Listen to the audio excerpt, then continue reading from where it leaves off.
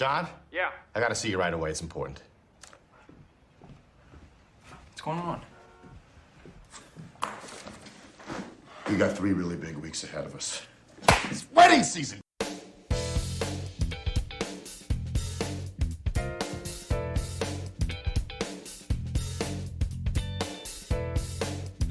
You're listening to The Luxury Item, the podcast on the business of luxury and the people and companies that are shaping the future of the luxury industry. Here's your host, Scott Kerr.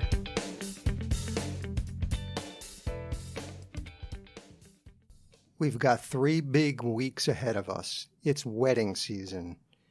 If you don't recognize that movie quote, it's from the 2005 classic comedy Wedding Crashers. Vince Vaughn and Owen Wilson play 2 guys who spend their free time crashing wedding receptions. Back then, planning for a wedding relied on phone calls and meetings, coordinating up to 10 small businesses, a caterer, a DJ, a florist, a photographer, a store to purchase a wedding dress, a store to buy a tuxedo, and all those while culling through friends and family for invitations, making sure that the seating arrangements won't lead to fights. And you can't forget about the bachelor and bachelorette parties, and there are movies about those too. Wedding Crashers came out 2 years before the iPhone was launched. Now, almost 15 years later, the landscape is different. People live on their phones. The sharing economy is part of daily life.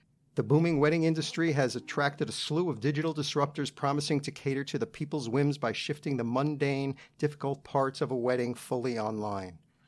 Most people are familiar with wedding planning brand The Knot and e-commerce wedding registry site Zola, but people can share flower centerpieces with Bloomerent. Guests can donate money directly for honeymoons and other experiences through Honey Fund, and dresses can be found on Etsy and Nearly Newlywed for cheap. Minted can create wedding invitations, Vow to be Chic for bridesmaid dress rental, and Paparazzi Proposals, a wedding and proposal planning service.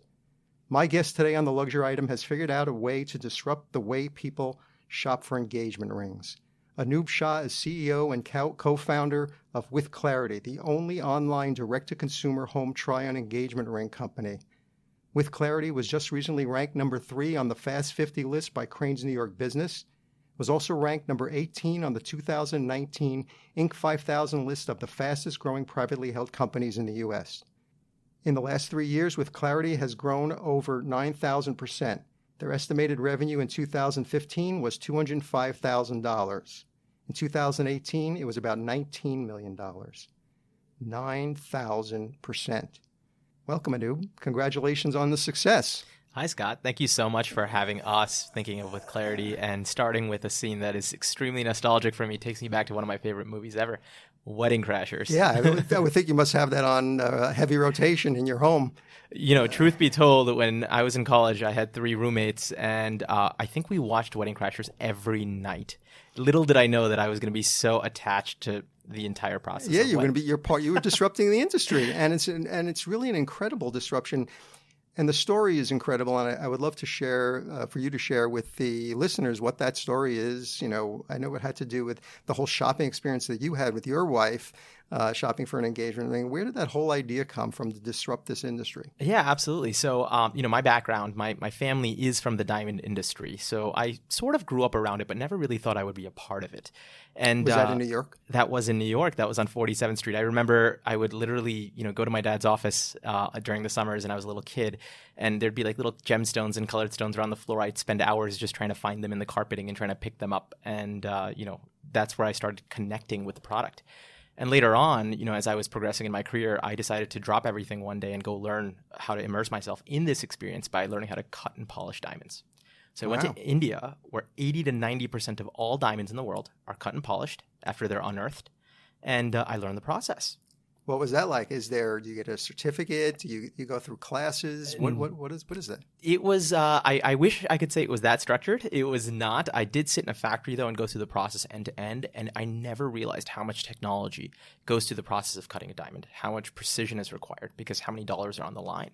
And, you know, just the experience was amazing. I was in South India.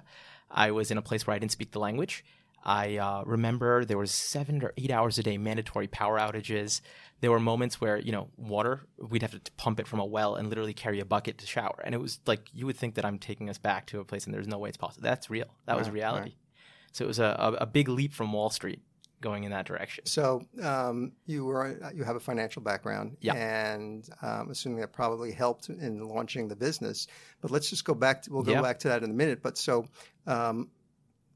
you went into the diamond industry, or the and you had some of your training over in India. Yeah. And when did you come back? So I came back, and after I'd come back, I guess it had been about 4 years ago. I had realized that my family business had been disrupted. And what I mean by that is all the little middle layers of the supply chain were disappearing. And it was very, very similar to your example of the iPhone, where information became fluid. And people started realizing that they could go direct, potentially, to source, because education and information was so vastly and readily available. So I said, well, if that's happening, how do I insert myself and add value to the experience of the customer, rather than trying to hold on to something that didn't have a lot of legs to it? And that's where, at that time, I had just was going through the process of buying a ring to propose to my wife, who is also my co-founder in the company. She was at one of the companies you What's mentioned, her name? Slisha Kankuria, Mm-hmm. and she was at the Knot. At she the time. was the Knot. Exactly. Okay. She was in the wedding e-com space. So, I thought it was an amazing fit. And what we realized was today's shopper, who was myself, was spending a lot of time researching the entire buying experience online, but couldn't get over this concept, which I've coined as FOBRO, or the fear of buying rings online, because the inability to touch, see, and feel for something that's so personal, financial, and emotionally driven is very hard to do. And that's where we realized, well, we've built a supply chain. What if we use technology to use 3D printing, where we can create metallic alloy and diamond simulant rings that look, touch, see, and feel exactly like the real ring, and send it to people completely free of charge, so that they could try before they buy, kind of like, the experience of buying sunglasses nowadays, Right. and get over that fear of buying online. Yeah, To make a more personal and confident purchasing And decision. that model we've seen obviously very successful with Warby Parker and similar, and other ones too, where people can do things at the convenience of their own home. And the whole direct-to-consumer economy is about having things delivered right to your door, giving you the options, and building those kind of relationships. And you do have a point there. A diamond is a luxury item, and an engagement ring is a luxury item.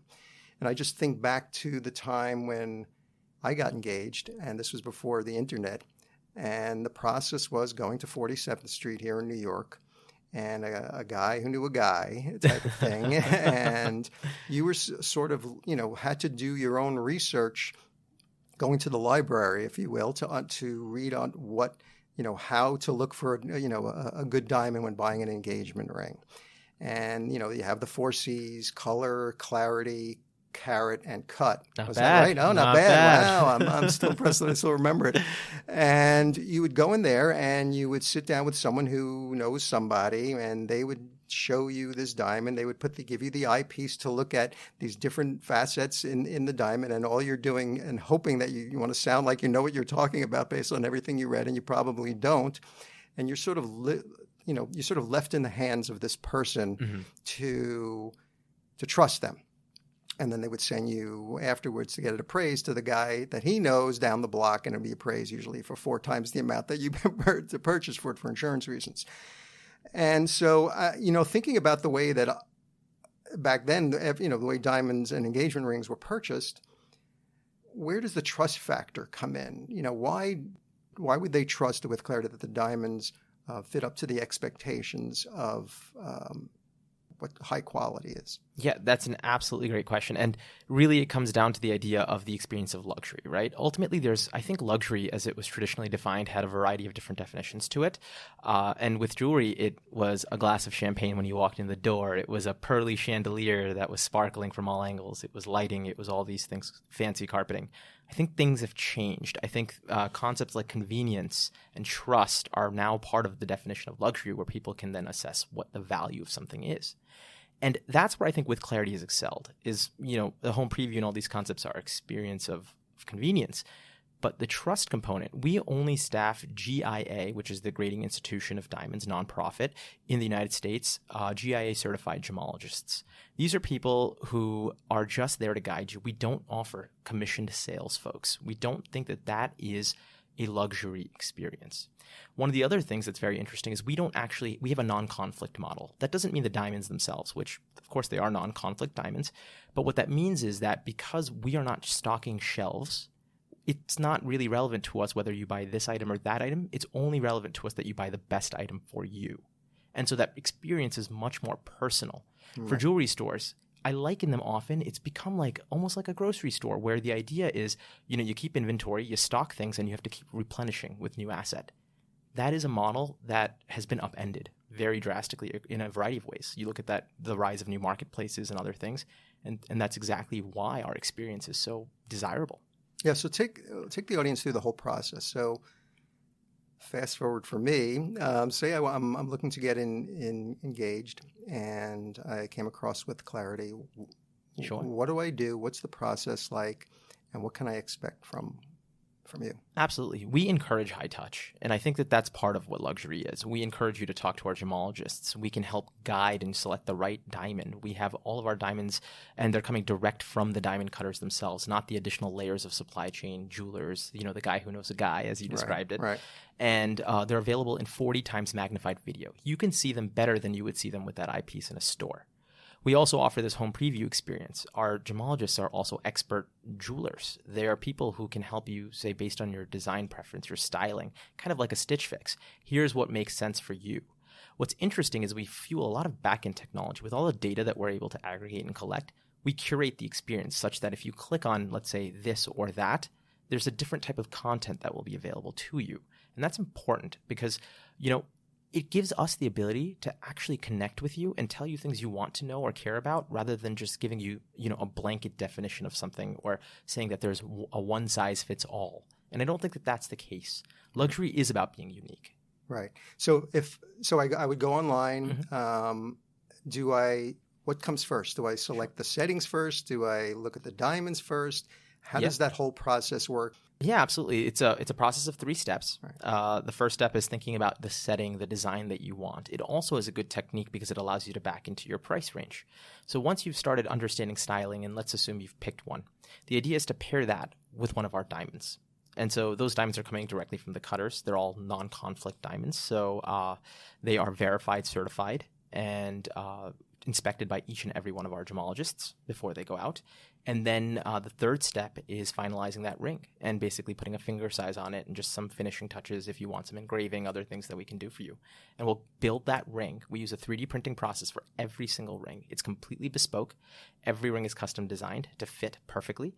And then it's sent to you in under 10 business days, and you'll receive it. Where's the 3D technology located here in New York? New York. We do everything here in New York, and we want a product that's made by us for you, and that's very important. Yeah, it's interesting. You were talking about luxury, and I was looking at this piece of research from The Knot. They said the average cost of a wedding is about $33,000. On the high end, it's about $105,000. And the average cost for the engagement ring is about $5,700. Yeah. But on the high end, it's $14,000. And to many, that really is a luxury item. Mm-hmm. And so it's not only investment that they make, it is, the definition of, for many, what luxury is convenience. So, and when you think about what people are spending online, they're dropping $2,000 for a mattress, and other products too. So people are more comfortable with buying or spending a certain amount of money online without a problem. What fascinates me is because this is a diamond that we're starting to see, obviously, by the growth of your company, that people are more comfortable with it. And I'm assuming what most of your audience right now are millennials.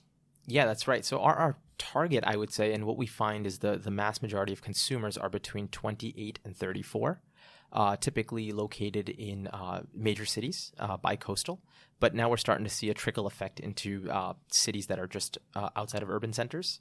And predominantly, it's a mix of male and female audiences. What's so interesting, Scott, is that 66% of women are actively involved in the purchasing process. And that's also a not statistic. But I thought I'd share that. Yeah, that's very important. And I would imagine that's changed over time drastically. So are you seeing that same thing with Clarity, that you ask them who's involved actually in going online and picking out the setting and the diamond that the woman is involved in as well? Half of our home preview orders are women. Right. And it's such a powerful, it's an empowering experience, but it's such a powerful way to shop because it takes the awkwardness out of the equation. If a couple walks into a store, it becomes about price. It becomes about, the awkwardness of what you can afford versus what's available to you. Selection and customization come off the table.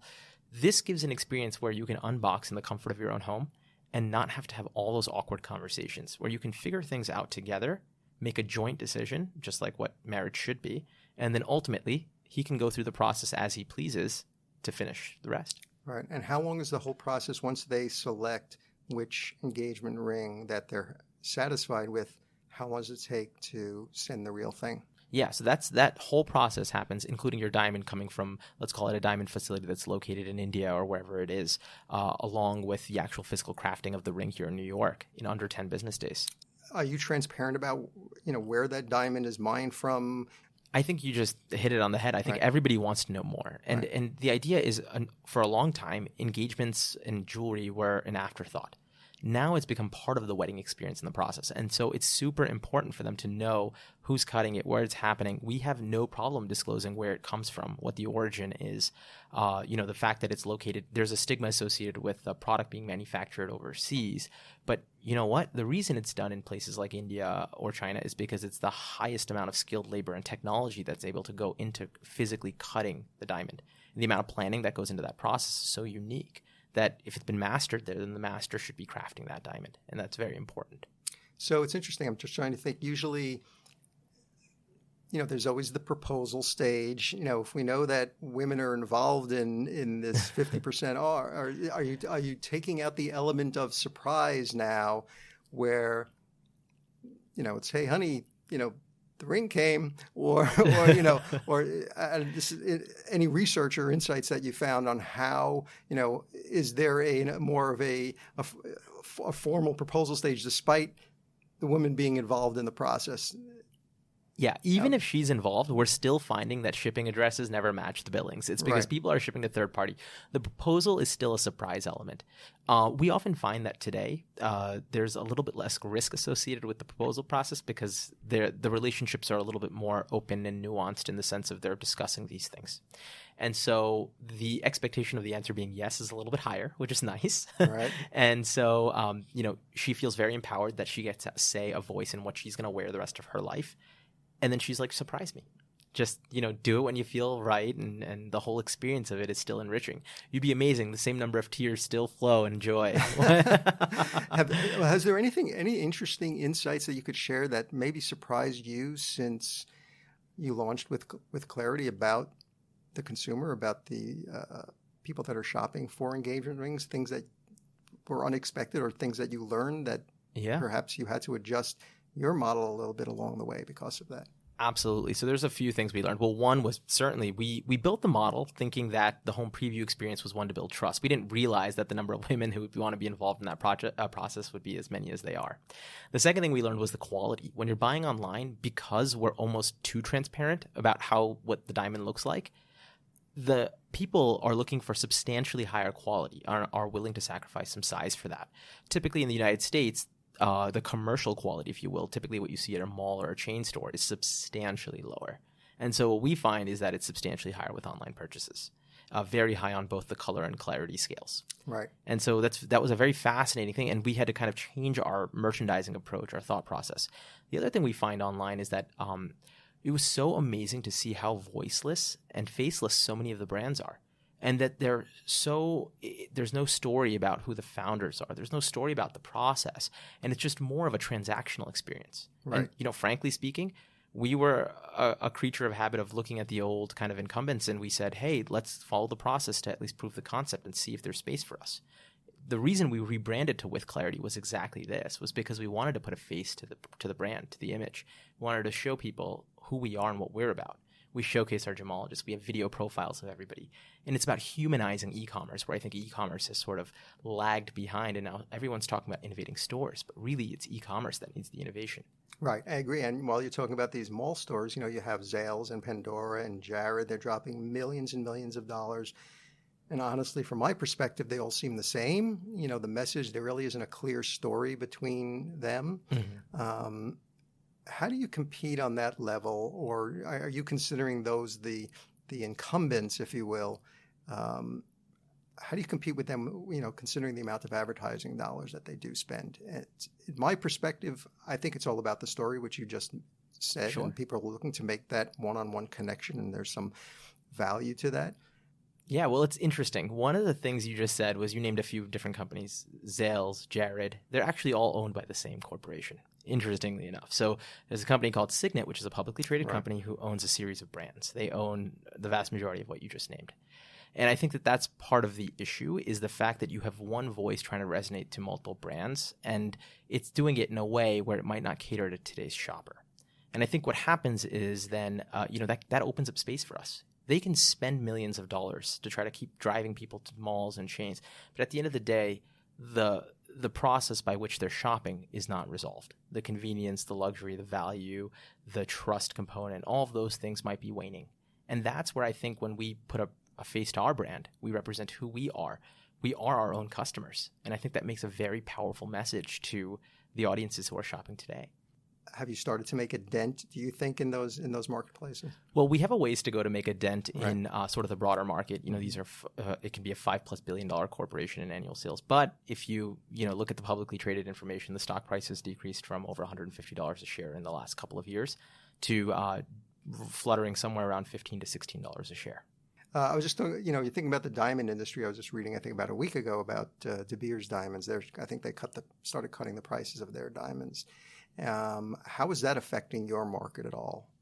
It's really not. I think what we see is that demand has generally not waned when it comes to engagement jewelry and diamond rings. Millennials are very interestingly traditional. They are actually the highest percentage of folks who get down on one knee to propose, which is higher than even the previous generation. It's upwards of 60%. Right. And so it's such an interesting thing to see. And diamond purchases and just generally purchasing of diamonds and natural diamonds is higher than it's been in the past. The compounded annual growth rate is still upwards of 2.4%. Which is just fascinating to see that, the trend is the same. It's the shopping experience that's changed. Yeah. And, it's interesting. We're going back to the whole direct-to-consumer landscape right now. We're starting to see, disruptions in the mattress category, in the shoe category, in the razor category. In a matter of 4 or 5 years, these upstart brands have taken upwards of 20% share of the incumbent brands. But we're also seeing some of these direct-to-consumer brands sort of evolve their playbook a little bit. They're starting to open up showrooms, if you will. Casper has that sleep, I forgot exactly what it's called, but they're opening up stores where these showrooms where you could pay $25, you could take a nap, things that are really their touch points are expanding. Yeah. Are you looking to do that as well? Yeah, I think what's really interesting about With Clarity is we have an opportunity to disrupt the store experience. We're not so concerned about the online incumbents. What we're more interested in is changing the experience of going to a physical store. Today, it's an uncomfortable environment. Everything's in a showcase, in a glass case. You almost feel like you can't ask for anything or touch anything because you might break it. It's a pressured sales environment. You have about 5, 6 salespeople behind counters and 1 or 2 people in the store. And they're all looking for commission because that's how they survive, rightfully so.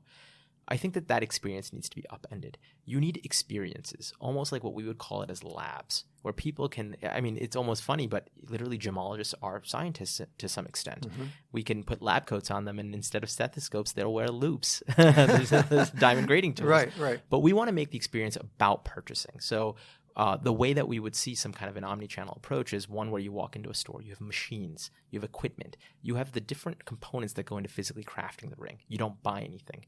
The thesis here is that the experience of the store and that experience of your story should drive conversion online the way that you would want to buy. Was that something you're thinking about doing? It is something we're thinking about doing. So it is, on the horizon. It's something that we are working on, along with a variety of other different verticals that we want to explore.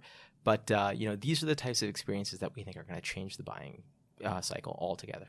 So we're seeing a lot of the other direct-to-consumer brands, their successes all stem from social media. Are you finding, what is your strategy like? Do you spend on social media, and what do you do?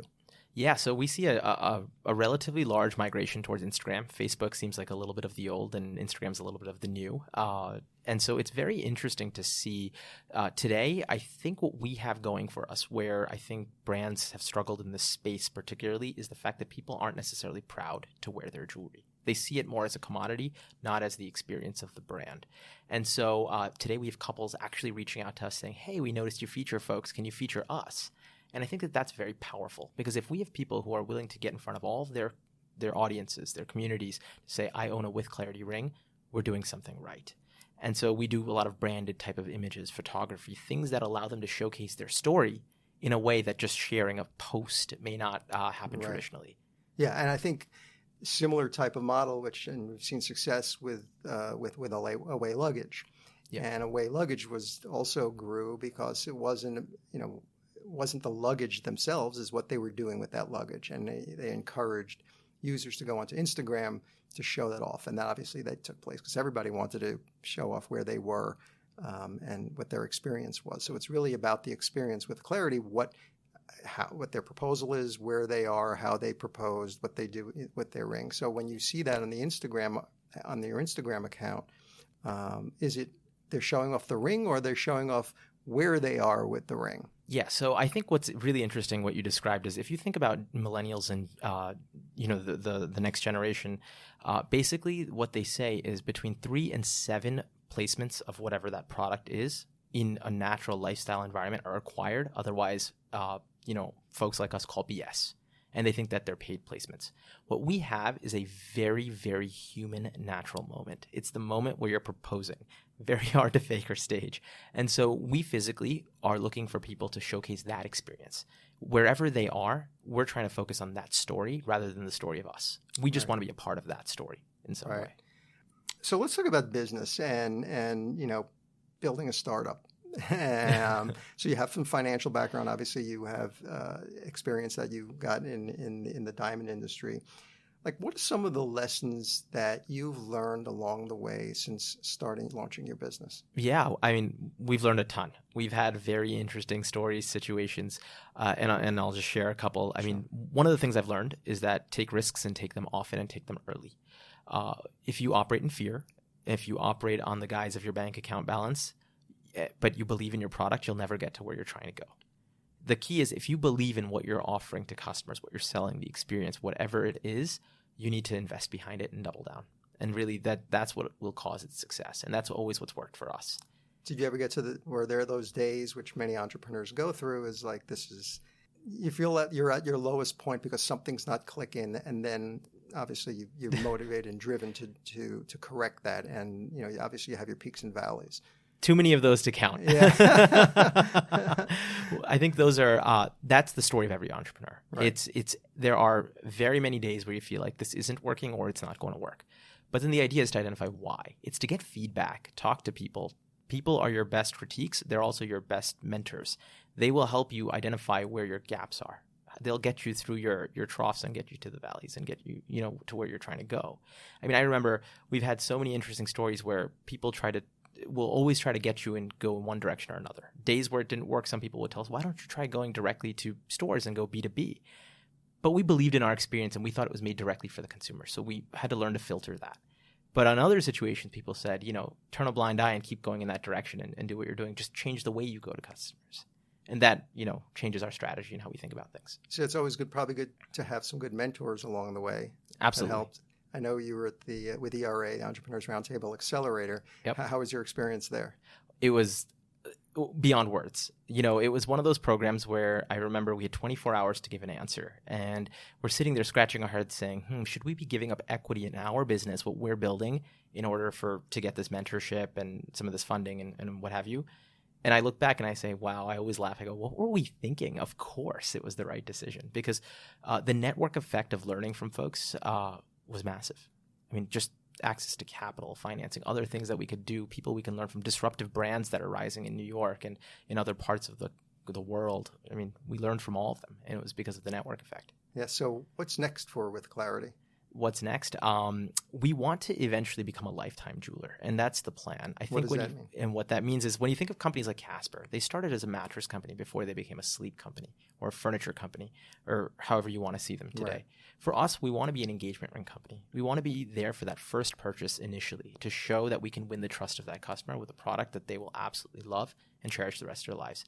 A lifetime jeweler is then somebody that they can rely on to come back to have that same experience end to end for every major occasion. And that's where we see with Clarity ultimately going. Right, because that was one of the questions I was going to ask you. You're hoping that the person only gets engaged once in their lifetime. And, how do you generate more customers, and how do you get them, embrace in your brand? You don't want them to be one and done. You want them to be part of, connected to your brand, the With Clarity brand, and come back because of that trust and the success story, the success that they did have with that engagement ring, that you want them to come back for other pieces of jewelry too. Absolutely. Yeah. I can't tell you, Scott, how many potential investors have told us, well, your business doesn't have enough LTV, lifetime value of the customer right now, so it's not for us. And we said, well, this partnership's not for us either, because you need to understand that this is our vision, and the vision needs to start this way. We need to show that there is enough support behind us, not from the investors, but the customers who are willing to say that, yes, I would come back for a second or a third purchase, and build organically from within. If we just try to do everything as a mass store, I mean, I don't see us any different than stocking shelves and forgetting about our identity and the brand and what we're creating. All right. And so that focus is important. So one final question, which I ask all my guests, it's the luxury item question. If you were stranded on a desert island and you could have one luxury item with you, it can't be a form of transportation, obviously, and it can't be anything that requires mobile service, what would it be? So I think this is a little bit easier for me than most, but I would I'd probably bring a piece of jewelry, like a diamond ring or something that inspires memories, something that creates a lasting impression. The things that remain with you are the experiences you create. And so I guess for me, it would be, the most meaningful piece of jewelry, maybe something I've given to my wife or to my 14-month-old daughter. That's congratulations on that. And that's a good answer. So if you want to learn more about With Clarity, go to withclarity.com. And thank you, Anubh. I really appreciate it. We learned a lot. Thank you so much for having me, Scott. I really appreciate it. You're welcome.